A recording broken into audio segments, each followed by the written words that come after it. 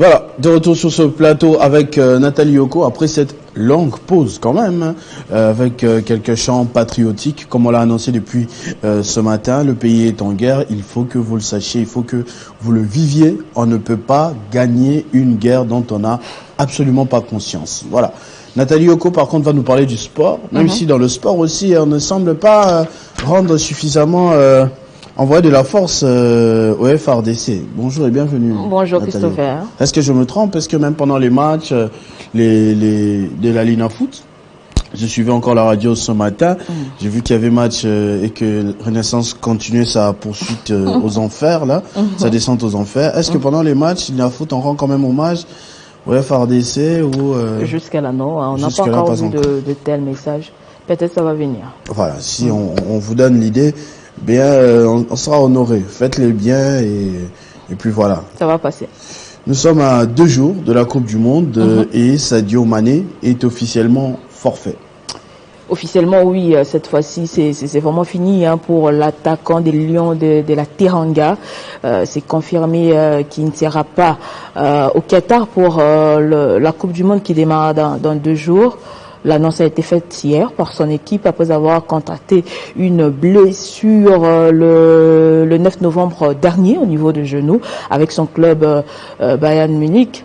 Donc Sadio Mané qui a pourtant fait une belle saison avec la sélection sénégalaise. On va se rappeler de la Coupe d'Afrique qu'ils ont eu à remporter. Malheureusement, il ne sera pas là et en dépit de sa sélection par Aliou Cissé, Sadio Mané n'y va pas jouer la Coupe du Monde 2022.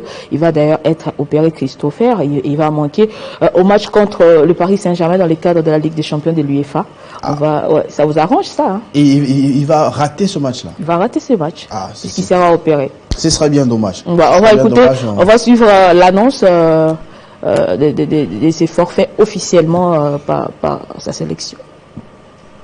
Les dernières nouvelles sont arrivées tout à l'heure et en fait depuis la blessure de Sadio Mané qui est arrivée le 8 novembre, on avait pris contact très rapidement avec le club du Bayern de Munich pour avoir les informations en primeur et dès le lendemain le club nous avait communiqué les images de sa première IRM qu'il avait passée qui montrait une blessure au niveau de son genou droit et pour laquelle nous nous ont conviés à aller examiner le joueur et réexaminer les images au sein du club.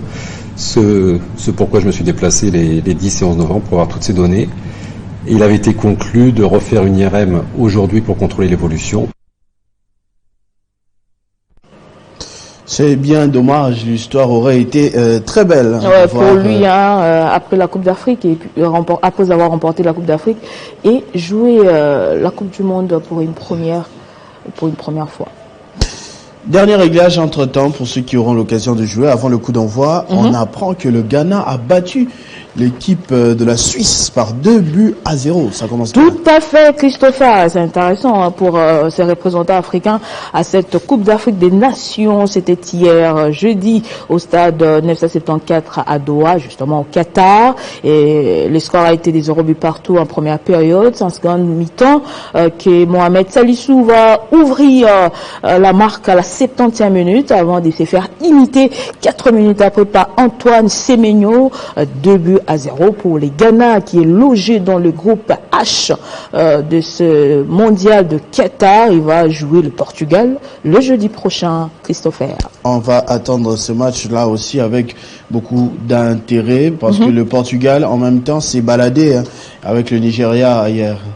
Une vraie promenade de santé pour la Seleção hier à Lisbonne devant le Nigeria. 4-0, Christopher.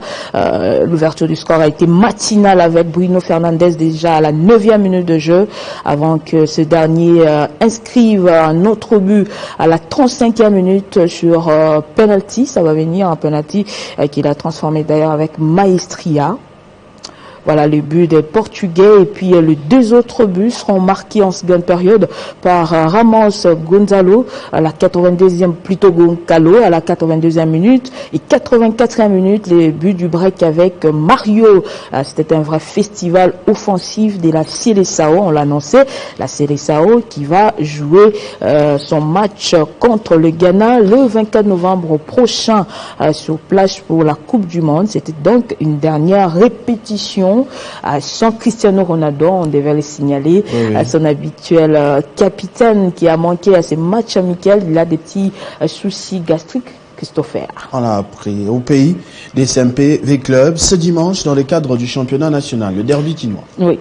Alors que les gens vont attendre le coup d'envoi de la Coupe du Monde à 17h entre Qatar et Équateur, pendant la journée, on peut se régaler un peu avec notre match, avec notre football ici, puisque la RDC n'est pas à la Coupe du Monde. Donc, l'INA Foot pour ceux du championnat, ce sera SMP V-Club, un match avec toujours des intercepts. Bon, on verra si le classement, le calendrier est sorti après ou non, le calendrier. Parce que je me pose la question, si on était allé à la Coupe du Monde, comment on aurait fait dans ce cas? En principe, si nous étions allés à la Coupe du Monde, plusieurs équipes seraient amputées de leur cadre, donc ce serait un peu compliqué pour nous.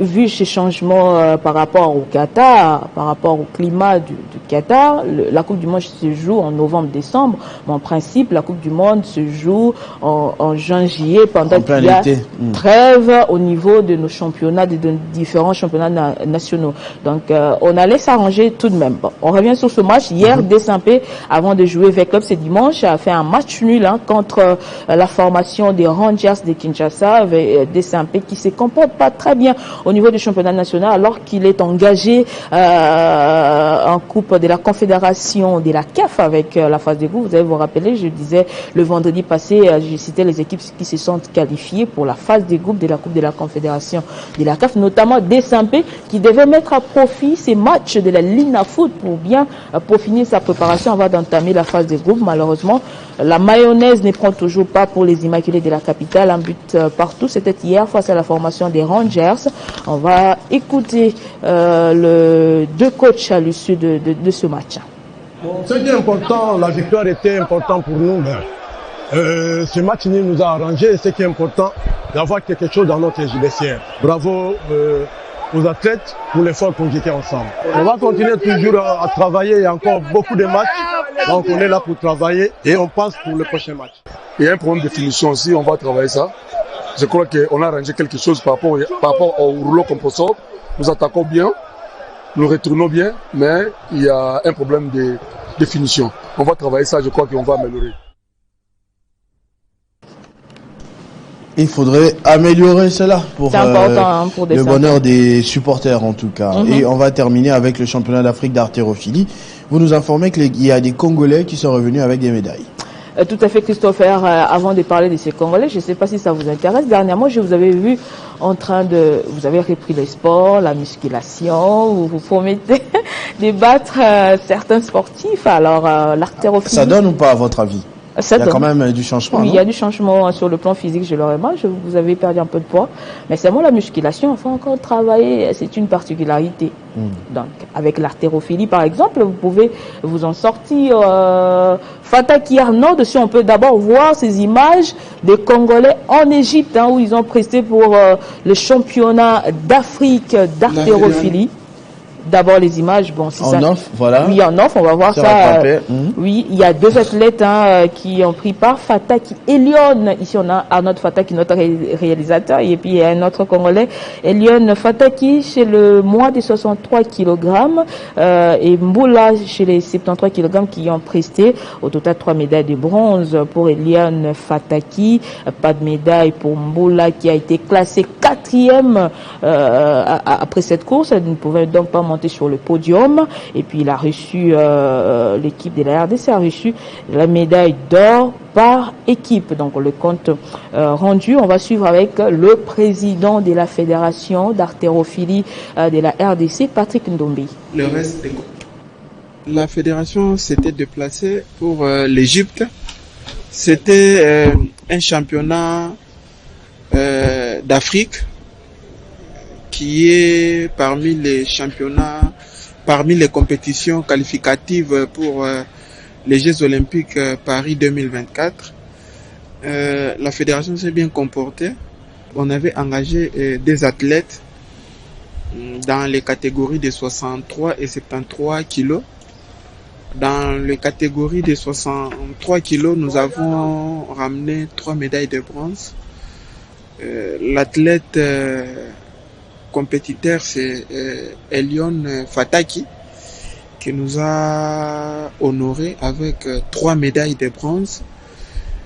Et dans les catégories des 73 kilos, on n'a pas pu monter sur le podium, parce qu'on est sorti 4e. Et juste après, les 2 athlètes ont compéti en équipe et ils ont arraché la médaille d'or. D'où la fédération s'est déplacée et nous sommes rentrés en triomphe avec 4 médailles. 3 médailles de bronze et 1 médaille d'or. La fédération s'est déplacée avec ses propres moyens. On n'a pas eu quand même le soutien du gouvernement. Mais juste à notre retour, le ministre des Sports, Serge Condé, nous a reçus et il nous a rassuré la prise en charge de la fédération pendant le reste des compétitions. Parce que là, il nous reste 3 participations pour avoir la qualification pour les Jeux Olympiques 2024. Le ministre nous a rassuré qu'il va nous accompagner au reste des compétitions pour l'obtention de la qualification pour les Jeux Olympiques.